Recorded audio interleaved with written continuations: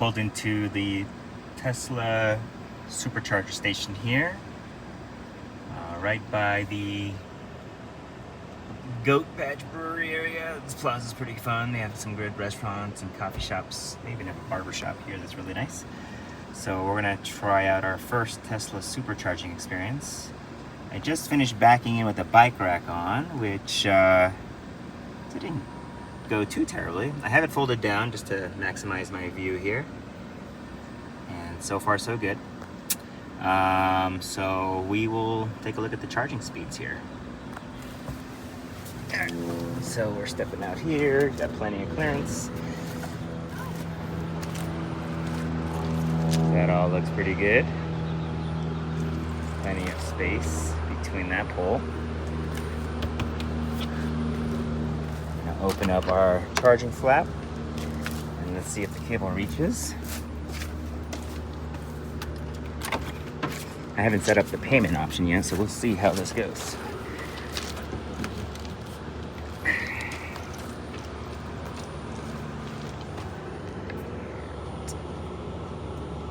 Looks like it's a red color, so let me set this up on the inside.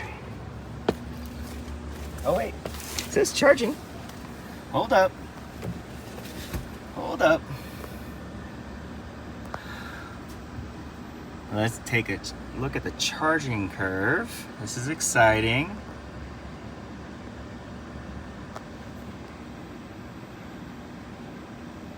I'm not going to go to a full 100% obviously today. I don't have the time of day to do that. But I do want to see what this charging curve looks like. So we started off at 22%. And I'm going to time and see, it's 10:04 on the clock there. So let's see how long it takes to get to, let's say, 80%. Oh, I just accidentally opened up the front trunk there. I must have pushed a button. So let's take a look. This looks good. This looks really good. These are newer Tesla superchargers.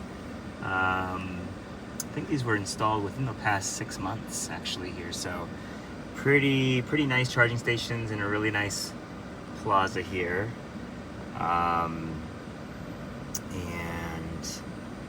while we're waiting for the data to show up here for your viewing pleasure, I'm going to show you my driver display here. 25%, 71 miles, predicting an hour and 27 minutes left to 100%, which we're not going to do today. But yeah, you can see how much they're charging, the estimated cost there. I do want to point out, while we're waiting for this, I do want to point out a couple things on the exterior. So we come around.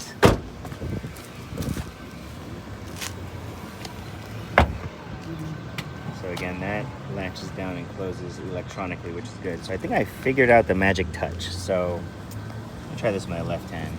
I'm right-handed, but so I think if you just push gently there, that's all you really need. You don't need to push hard. So the R2 is definitely training me in terms of the usability of these capacitive buttons. So again, push down. Let me try one more time for good measure. Just a light touch, maybe a swipe. Doesn't require much force, and that's it. So it's more of a touch and hold. So it's not a push hard button. And the same seems to go for the trunk space. So let's go around to the side and then to the back here. So I'm gonna just demonstrate here. Just holding the button down gently to hold that. Doesn't require a lot of force there. And just kind of rest it here. Oh, the car just locked. Let me unlock it. Got my key fob working again with the new battery. All right. So now that it's unlocked, you just gently hold that. And that's it. I love that. That is my favorite feature there. And then under here, just a nice little touch. Let's see if it'll go. Just a touch. I switch hands.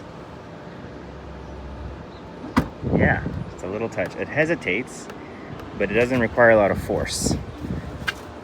just had a coffee day today at the Montessori this morning, so had our Keurig out, plugged in here to this outlet. We were making some coffee for the parents and the Montessori guides. There's a 12-volt outlet here too, with the 180 watt max power. Or is it 180? Yeah, it looks like 180. And then here on the 120 volt, you got a rating of 1900 watt max power output there, which is great. Again, you do not have a 120 volt outlet anywhere else in the car that I'm aware of. Everything else is powered by USB-C plugins.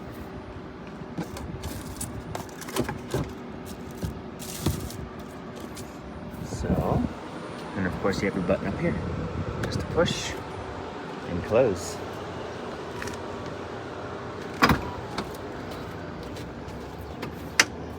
I can fold this bad boy up, come around.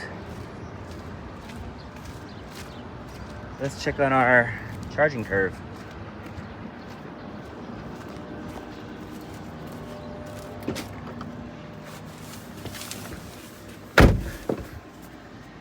All right, we want data, so let's see. What do we have here?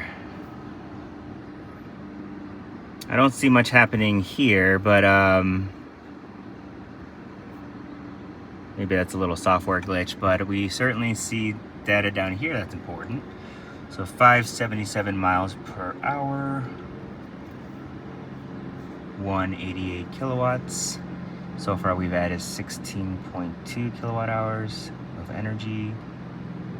And again, you have your predicted end time here. If we were to go to 100%, it would end at 11:29 a.m., just in time for lunch. This is how you turn your outlets off. So we're done with making coffee in the back, so we're done with that. You can see here in this diagram that there's really only a 120 volt in the back left section of the trunk.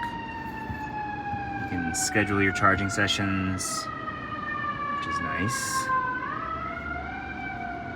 All the lights on here, mirrors are folded in there. Just playing around with the buttons here while we wait for some more data to show up. Lock. So that's the one benefit of the push buttons, is you can easily electronically lock all the child doors, and then reportedly from Rivian, if you do, God forbid, get into a bad accident, these will electronically unlock so that the push buttons can still work, is what we're being told. Time will tell. Let's see, you can move your music around, you can move this feature back and forth and hop it from left to right. What else do you want to see here? So while we are waiting, so you can see my most recent driving data. I just drove 4 miles after dropping off the kids in Mountain Willow Montessori this morning. We just you see some good efficiency here, 4.81 miles per kilowatt hour, which is great.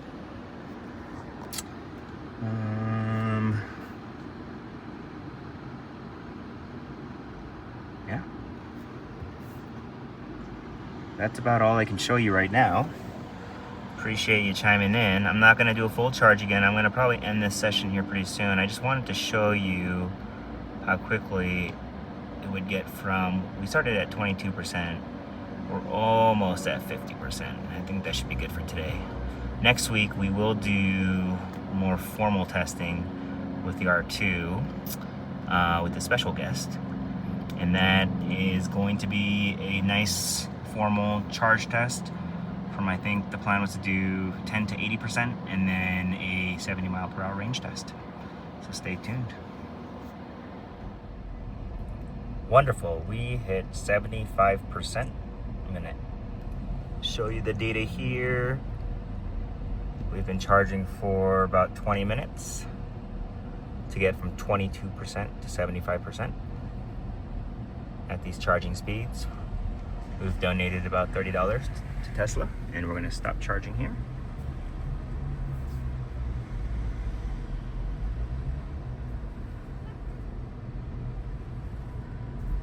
Looks like we gotta hit that again.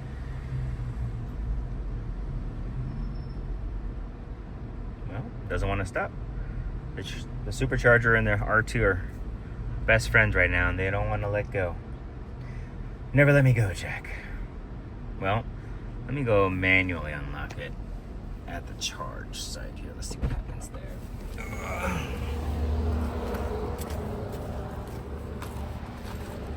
Does this do anything? Nope. It's just a push. And it's disengaged, I think.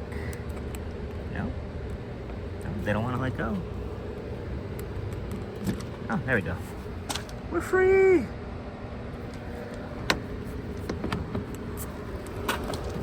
Park this back up here. Alrighty. Okay, so usually there's data here that pops up. That's definitely not happening today. And this line, this was just a flat line the whole way. Again, we started at, what was it, 10:04.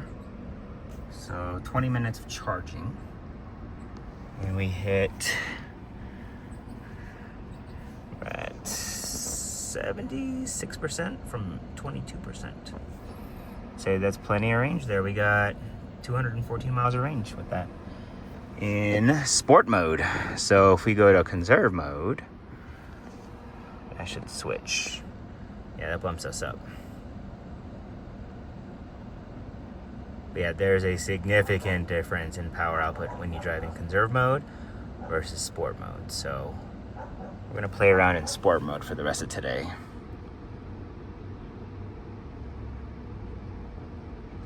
And as you can see here, we've already gone about 680 miles. Yeah, it's been a lot of fun. The car is nearly perfect. The next step is to get the wheel alignment done. And we'll do some window tinting, hopefully next week. And we should be ready for some more formal testing in the sun next week. So again, 70 mile per hour range test, some more charging tests coming next week here in Colorado. Thank you very much for watching. Have a wonderful weekend. Stay safe, everybody.